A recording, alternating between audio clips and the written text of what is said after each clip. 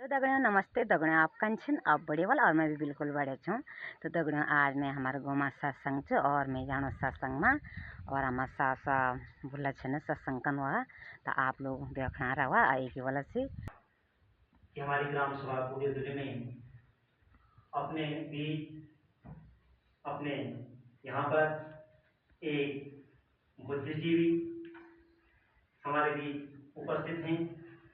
आप लोगों को जानकर और हमें भी बड़ी प्रसन्नता हुई कि हमारे बीच आज आदरणीय मामा जी यहाँ पर हमारे बीच सत्संग कार्यक्रम करने के लिए यहाँ पर उपस्थित हुए हैं। ग्राम सभा पूरी में आपका हार्दिक अभिनंदन और स्वागत। और इसी क्रम में मैं श्रीमान मामा जी का माल्यार्पण करने के लिए श्रीमान चाचा जी को आमंत्रित करता हूँ कि मामा जी का माल्यार्पण करने की कृपा करें।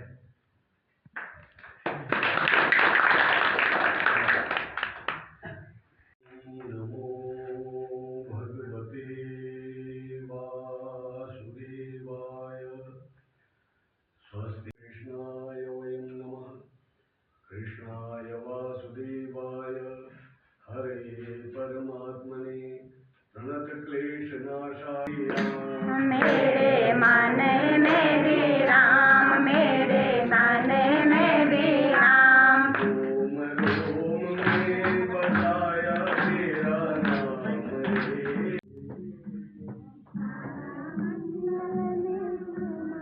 तेरा नाम रे।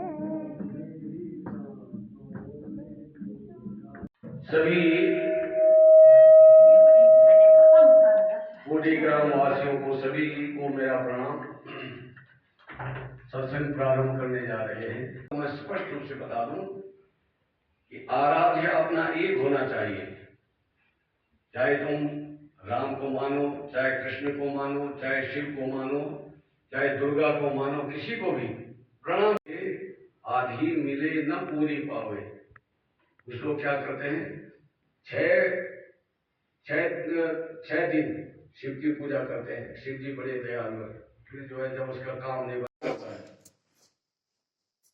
ये शास्त्रों में तो बताया है कि 10% दान करो, अर्थात जैसे आपकी कमाई अगर 100 रुपए है, उसमें 10 रुपए का दान करो। अगर 10 नहीं कर सकते तो 5%, 5 रुपए का करो, 2 रुपए का करो, 1 रुपए का करो, लेकिन करो।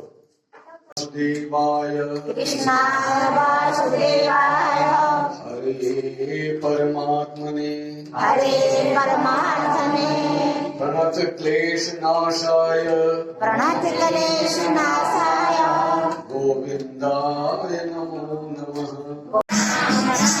हरे कृष्ण कृष्ण कृष्ण हरे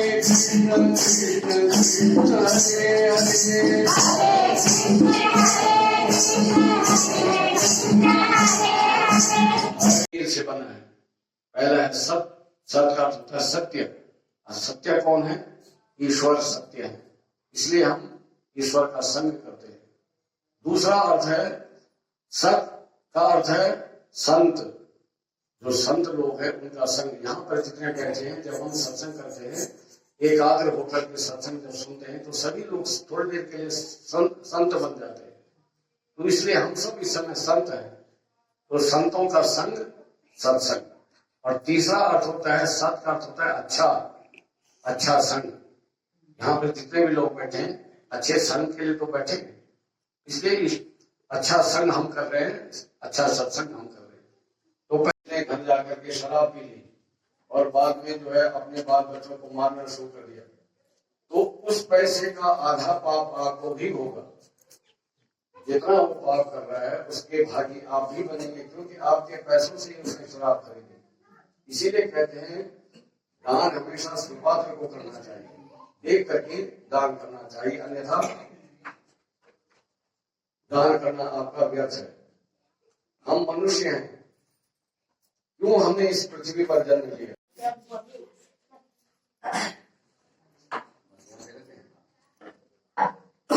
एक हाथ से जब हम दान करते हैं तो दूसरे हाथ को यह पता नहीं पड़ना चाहिए कि हमने दान किया। मैं कई लोगों को देखता हूँ यहाँ पे, किसी ने किसी को एक वस्तु दे दी, कुछ लोग गुणगान करते रहते हैं, मैंने फलाने को ये वस्तु दी, मैंने फलाने को ये वस्तु दी। इससे हमारा पुण्य क्षीण होता है। मेरी शादी है, मुझे धन की आवश्यकता है।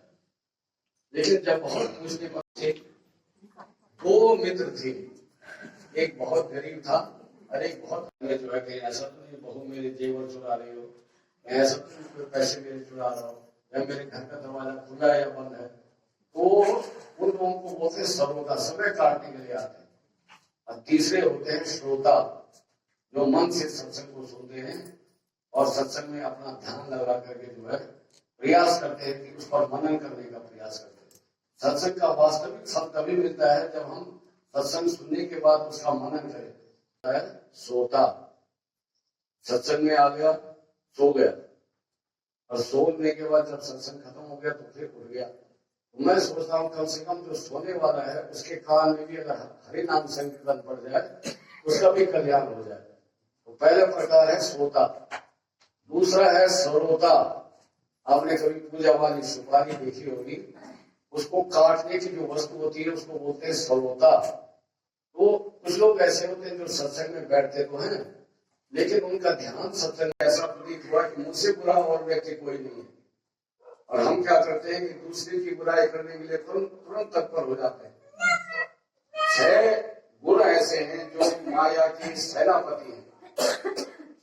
कौन कौन से? वैसे तो 33 है, 33 का तो नाम लेना इस समय बहुत मुश्किल है, लेकिन 6 का मैं आपको बताता हूँ। काम, क्रोध, मद, लोभ, मोह और मत्सर, ये 6 माया के सेनापति हैं, जिन्होंने हमें ईश्वर से विमुख रखा हुआ है, ईश्वर से अलग करके रखा हुआ है।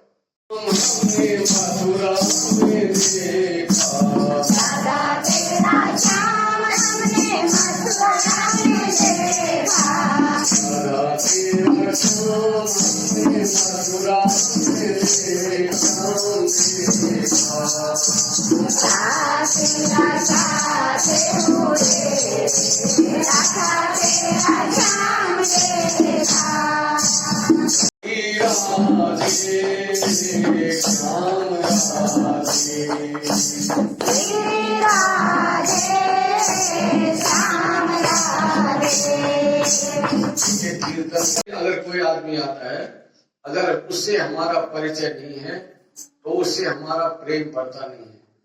ठीक उसी प्रकार से सत्संग जितने भी होते हैं, कथाएं जितनी भी होती हैं, वो सबसे पहले परिचय करवाते हैं आपका ईश्वर से। और जिसके प्रति, जिस नाम के प्रति आपका विश्वास दृढ़ हो गया, उस ईश्वर के नाम को आप अपनाते हो। जैसे कृष्ण नाम में आपकी विश्वास हो गया, राम नाम में आपका विश्वास हो गया, किसी भी नाम के प्रति अगर आपका विश्वास हो गया तो उसमें आपकी भक्ति दृढ़ होती है। तो सबसे पहले सीढ़ी है विश्वास। विश्वास करो, और विश्वास से क्या होता है? श्रद्धा पैदा होती है, और जब श्रद्धा पैदा होती है तो श्रद्धा लभते ज्ञानम, श्रद्धा से फिर हमें ज्ञान होता है।